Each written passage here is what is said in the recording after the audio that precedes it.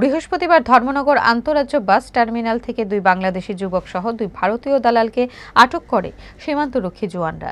গোপন খবরের ভিত্তিতে ১৯৯ নম্বর ব্যাটালিয়ন সীমান্তরক্ষী জওয়ানরা মোহাম্মদ নূর এবং আলামিন হাওলাদার নামে দুই বাংলাদেশি যুবককে আটক করে। উভয়ের বাড়ি বাংলাদেশের খুলনা জেলার রাজাপুর এলাকায়। ধৃতদের জিজ্ঞাসাবাদ চালিয়ে ঊনকোটি জেলার কৈলাসহরে দুই ভারতীয় দালালকে আটক করে সীমান্তরক্ষী জওয়ানরা। পরে তুলে দেওয়া হয় ধর্মনগর থানার পুলিশের হাতে। ধৃত বাংলাদেশি এক যুবক জানায়, কাজের সন্ধানে সীমান্ত টপকে অবৈধভাবে ভারতে প্রবেশ করেছে সে ও তার বন্ধু।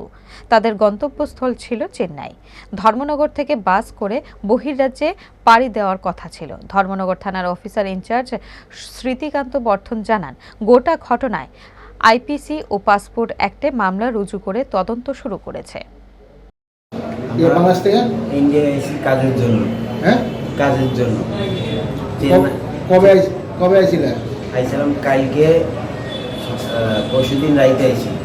কালকে সকালবেলা আমাকে বাস স্ট্যান্ডে নিয়ে এসে টুকটুকিতে করে আমরা সে চেন্নাইয়ের উদ্দেশ্যে আইছি। ওই জায়গায় ভাঙারির দোকানে যে যার দোকান সে আমাকে বলছে যে তোমরা আসো, খরচ খরচা সব আমি দেবো। আর আমাকে ওই জায়গায় পৌঁছে ওনার দেনা শোধ করে তারপর আমাকে অন্য কাম, যদি ভালো লাগে তোমরা অন্য কাম করবা, যদি না যে আমার কাম করবা তাহলে আমার কাম করবা। হ্যাঁ, এই বাঙালি দোকানের মালিকের নাম কি? ওনার নাম আমরা জানি না।